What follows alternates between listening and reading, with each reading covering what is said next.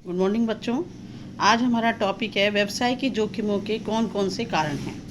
देखिए, अभी तक हम पढ़ चुके हैं इनके उद्देश्यों के बारे में, इसके बहुमुखी उद्देश्यों के बारे में, व्यावसायिक जोखिमों और उनकी प्रकृति के बारे में हम पढ़ चुके हैं।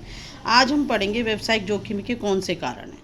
तो सबसे पहला कारण हम क्या कर सकते हैं, प्राकृतिक कारण कह सकते हैं।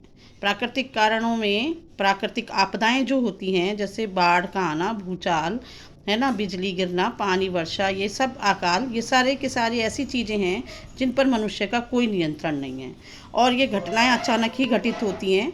इन घटनाओं से बहुत सारी संपत्ति और आय को नुकसान होता है। तो ये हमारे प्राकृतिक कारण हैं, ये मानवीय नहीं हैं, है ना। तो इन कारणों पर किसी प्रकार का कोई नियंत्रण नहीं होता है, इस कारण से व्यवसाय को नुकसान हो सकता है। दूसरा कारण है मानवीय कारण। ये तो था प्राकृतिक कारण, अब मानवीय कारण। ऐसे कारण जो मानव के द्वारा उत्पन्न होते हैं मानवीय कारण कहलाते हैं, जैसे कर्मचारियों के द्वारा बेईमानी करना, लापरवाही करना, काम करने में आनाकानी करना या उनकी अज्ञानता, अकुशलता, ये सब चीज़ें जो हैं वो भी कैसे कारण हैं, मानवीय कारण हैं, जिनसे भी व्यवसाय को नुकसान होता है।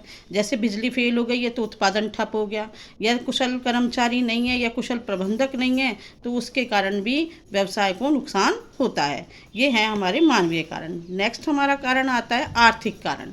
आर्थिक कारण, इन कारणों में मांग और उनकी अनिश्चितता बनी रहती है।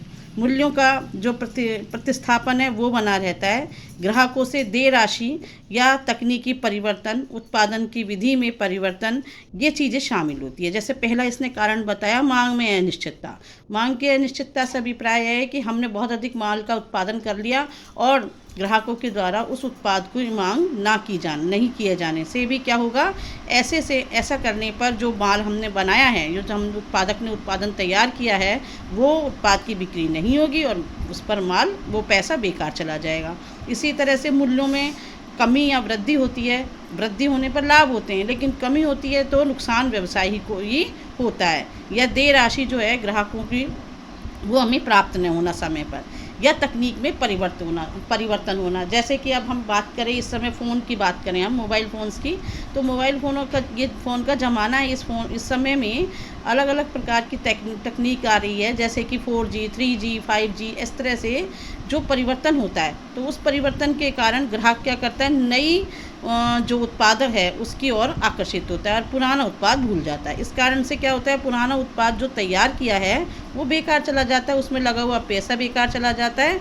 तो ये आर्थिक कारण है जिससे भी व्यवसाय को नुकसान होती है। इस प्रकार से इसमें हमको और भी कुछ कारण दिए हैं, जैसे वित्तीय समस्या दी है, या करों की भारी उगाही है। इस प्रकार के कारणों से भी व्यवसाय को नुकसान होता है। अब कुछ अन्य कारण दिए हैं हमारे को।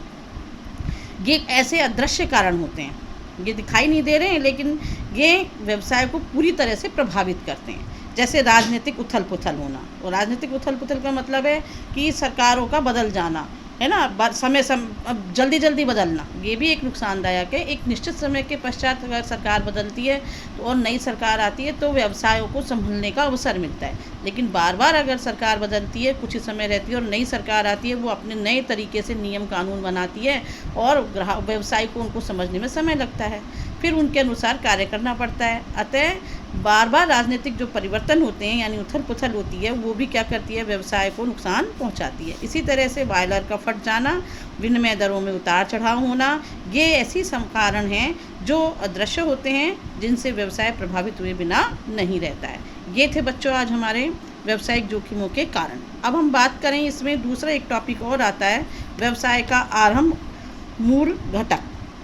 किसी भी व्यवसाय का आरंभ जो है वो कैसे है, मनुष्य के द्वारा किया जाता है। वो अपने प्रयत्नों से व्यवसाय को प्रारंभ करता है। उसमें बहुत सारी चीज़ें, जैसे मानवीय श्रम, है ना, भौतिक संसाधन, उनको एकत्रित करता है और व्यापार प्रारंभ करता है। यदि यह प्रवर्तक की इसमें योग्यता पर निर्भर करता है। वह संभावित समस्याओं का पूर्वानुमान लगाने तथा कम से कम लागत में उनका समाधान करने में कितना सक्षम है। आज बस उसने संसाधन एकत्रित कर लिए, साधन एकत्रित करके व्यापार प्रारंभ कर लिया, यही काफ़ी नहीं है, बल्कि उसको संचालित करने के लिए उसे समस्याओं को पहचानना और उनको दूर करना भी आवश्यक है। यदि वो समस्याओं को पहचानने में सक्षम नहीं है तो नुकसान उठा जाएगा। इसलिए उसमें इतनी क्षमता होनी चाहिए उस प्रवर्तक में कि वो नुकसान को पहचान सके।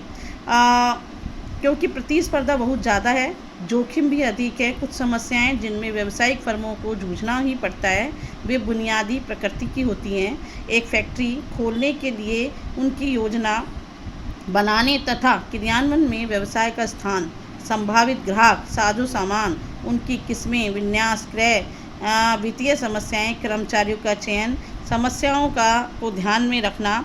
बड़े व्यवसाय की समस्याएं और अधिक जटिल हो जाती हैं। फिर भी कुछ मूल घटक ऐसे हैं जिनकी किसी व्यवसायी को व्यवसाय प्रारंभ करते समय उनका ध्यान रखना चाहिए। तो कुल मिलाकर बात यह है कि व्यवसाय में कुशलता होनी चाहिए। एक प्रबंधक या संचालक में कुशलता ऐसी होनी चाहिए कि वो समस्याओं को समझ सके और उनका समाधान कर सके। जैसे कर्मचारियों के संबंधित समस्याएं या जो वित्तीय संसाधन उनसे संबंधित समस्याएं हैं, या कोई नई कंपनियां आ रही है जो प्रतियोगी है हमारे लिए, उनसे संबंधित जो समस्याएं हैं उनको समझें और उनका समाधान अगर समय पर ढूंढ लेगा तो लाभों को में कमाएगा, अन्यथा हानि उठाएगा।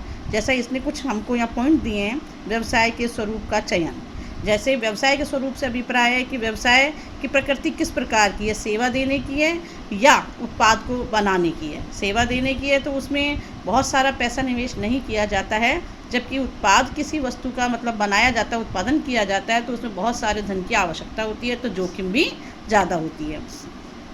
तकनीकी ज्ञान का होना उसमें आवश्यक होता है। फिर है फर्म का आकार। फर्म का आकार छोटा है या बड़ा है। अगर छोटे आकार का फर्म है तो उसमें कम जोखिम है, बड़े आकार की फर्म है तो उसमें जोखिम की मात्रा अधिक होती है। जैसे इसने बताया कि ऐसा दूसरा महत्वपूर्ण निर्णय जिसका ध्यान रखा जाना चाहिए, कुछ घटक बड़े आकार के पक्ष में होते हैं और कुछ अन्य उन्हें सीमित रखने के पक्ष में। यदि उद्यमी को यह विश्वास हो जाता है कि उत्पाद की मांग विस्तार बाजार में अच्छी होगी तो व्यवसाय के लिए आवश्यक पूंजी का प्रबंध कर सकता है और बड़े पैमाने के व्यवसाय प्रारंभ कर सकता है। यानी मांग पर निर्भर कर रहा है कि व्यवसाय के आकार को बढ़ाना है या उसको कम रखना है, उसमें पूंजी निवेश ज़्यादा करना है या कम करना है। तो ये उसकी प्रकृति पर निर्भर करता है, इसके अलावा उसके आकार पर निर्भर करता है। नेक्स्ट टॉपिक आता है बच्चों स्वामित्व के स्वरूप का चुनाव। स्वामित्व देखो किस प्रकार का इसने बताया है कि व्यापार के कई स्वरूप होते हैं, जैसे हम पढ़ चुके हैं एकाकी व्यापार, साझेदारी, कंपनी है ना, सहकारी समितियाँ, ये सब क्या है, स्वामित्व के प्रकार हैं। स्वामित्व के स्वरूप हैं। एक व्यवसायी व्यवसाय का जब चुनाव करता है तो इनमें से वो अपने स्वामित्व के स्वरूप का भी चुनाव करता है। यदि एकाकी व्यापार के स्वरूप का चुनाव करता है तो अकेला ही सारी नुकसान को उठाएगा।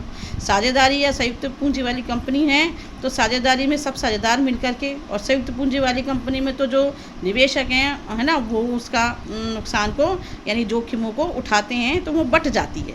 तो ये व्यवसाय के स्वामित्व पर भी, जो भी व्यापार का स्वामित्व है उसका जो स्वरूप है उस पर निर्भर करती है आपकी जोखिम।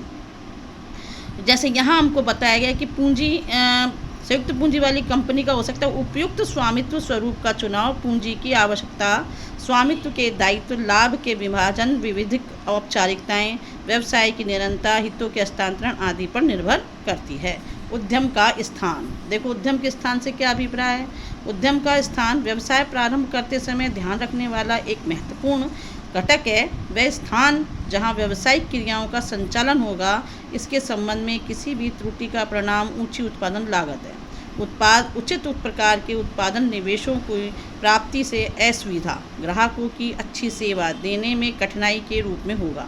उद्यम के स्थान का चुनाव करने में कच्चे माल की आपूर्ति, बिजली, श्रम की आपूर्ति, बैंकिंग, यातायात, संप्रेषण, भंडारण आदि विचारणीय घटक होते हैं। मतलब इस सारे टॉपिक का अभिप्राय यह है कि जिस स्थान पर उद्यम को लगाया जा रहा है वहाँ ये सारी सुविधाएं होनी चाहिए।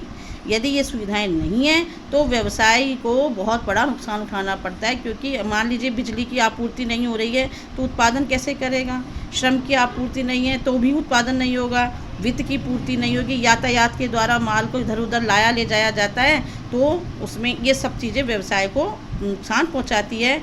इसलिए ऐसे स्थान पर व्यवसाय मतलब उसका उद्यम का ऐसा स्थान होना चाहिए जहां हमको ये सब चीज़ें उपलब्ध हो जाएं। प्रतिस्थापन की वित्तीय व्यवस्था, वित्त व्यवस्था से अभिप्राय प्रस्तावित व्यवसाय को प्रारंभ करने से है। उसकी निरंतरता के लिए आवश्यक पूंजी की व्यवस्था करना, और पूंजी की आवश्यकता स्थायी संपत्ति होती है में हो सकती है। देखो बात यहाँ पर हम इसकी अगर सारभूत बात करें तो ये कह सकते हैं कि जब कोई व्यवसाय प्रारंभ किया जाता है तो उसके आकार के अनुसार हमें व्यावसायिक पूंजी की आवश्यकता होती है, जैसे स्थायी पूंजी की और अस्थायी यानी कि अल्पकालीन पूंजी की आवश्यकता होती है, जिसको हम चल संपत्ति कह सकते हैं, इनकी आवश्यकता होती है। तो अगर आकार बड़ा है तो हमको स्थायी संपत्ति की आवश्यकता और अल्पकालीन जो पूंजी है जिसको चालू संपत्ति कहते हैं उसकी आवश्यकता उसी अनुसार ज़्यादा होगी, और अगर कम है तो कम होगी, छोटा आकार है तो कम होगी। इसी तरह से अगर उसकी प्रकृति पर भी निर्भर करता है कि यदि वो उत्पादन कर रहे हैं आप और उधार माल विक्रय कर रहे हैं या नगद माल विक्रय कर रहे हैं या बाज़ार में उसकी मांग अधिक है तो उसके हिसाब से उसका स्टॉक भी रखा जाता है, तो पूंजी की आवश्यकता भी अधिक होगी। तो प्रतिस्थापन का अभिप्राय ये हो गया कि इन सब चीज़ों में जो खर्च होता है पैसा, उसके लिए पूंजी के आवश्यक स्रोतों को ढूंढना और पूंजी को एकत्रित करना। अब नेक्स्ट पॉइंट आता है हमारे भौतिक सुविधाओं का। व्यवसाय प्रारंभ करते समय भौतिक सुविधाओं की उपलब्धि का भी ध्यान रखना चाहिए।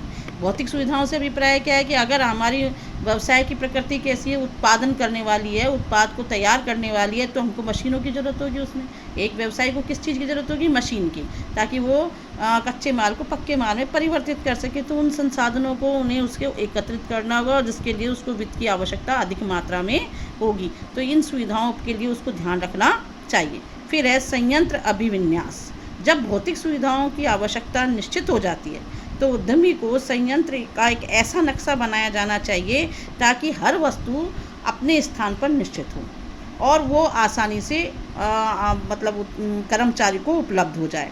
जैसे कच्चा माल, मानव, मशीन, ये सब अपने अपने स्थानों पर होंगी तो सही समय पर ये वस्तुएं एक श्रमिक को, कर्मचारी को उपलब्ध होगी, तो उसके समय और श्रम, उसकी कुशलता का नुकसान नहीं होगा। इसको कहते हैं संयंत्र अभिविन्यास। यानी कि हम ऐसा कह सकते हैं कि एक ऐसी रूपरेखा तैयार की जाती है जिससे कि सभी वस्तुएं अपने स्थानों पर, निश्चित स्थानों पर उपलब्ध हो जाएं। सक्षम एवं वचनबद्ध कामगार बल, मतलब यहाँ अभिप्राय ये हो गया कि जो कर्मचारी हैं वो सक्षम होने चाहिए, कुशल होने चाहिए और वचनबद्ध होने चाहिए। व्यापार के प्रति, आपके संगठन के प्रति वो कैसे होने चाहिए? उसके प्रति हित रखने वाले होने चाहिए। फिर कर संबंधी योजनाएं। हम देखो आजकल ये कर संबंधी योजनाओं का भी मतलब एक कार्य किया जाता है। तो इसके लिए पहले ही निर्धारण कर लिया जाता है कि कितने करों का भुगतान करना है, किस तरह से बचत की जा सकती है, कानूनी दाव पेचों को पहचानना और सोच समझ करके उनके लिए निर्णय लेने के लिए सीए की नियुक्ति की जाती है ना। वो क्या करता है? वो जानकारी देता है कि किस तरह से कानूनी जो दाव पेच है उनको ध्यान में रखते हुए करों का भुगतान किया जा सकता है, करों को बचाया जा सकता है या निवेश करके उनको बचत की जा सकती है। 1 नंबर में, 2 नंबर में नहीं। नेक्स्ट है उद्यम प्रवर्तन। उपरोक्त घटकों के विषय में निर्णय लेने के उपरांत एक उद्यमी एक उद्यम के वास्तविक प्रवर्तन के लिए कार्रवाई कर सकता है। इसका तात्पर्य यह है कि गतिशीलता प्रदान करना, आवश्यक कानूनी औपचारिकताओं की पूर्ति करना, उत्पादन प्रक्रिया प्रारंभ करना, विक्रय परिवर्तन को अभियान को प्रोत्साहन देना, ये सारे हमारे थे किससे संबंधित जो हमने पॉइंट पढ़े। ये पॉइंट्स थे हमारे व्यवसाय का आरंभ एवं मूल घटक के। अब देखो बच्चों, ये हमारा टॉपिक क्या लेसन ही हमारे यहाँ समाप्त हो जाता है और इनको आपको बहुत अच्छे से ध्यान से पढ़ना है। नेक्स्ट टाइम जब हम मिलेंगे तो हम नेक्स्ट लेसन पढ़ेंगे। Thank you very much.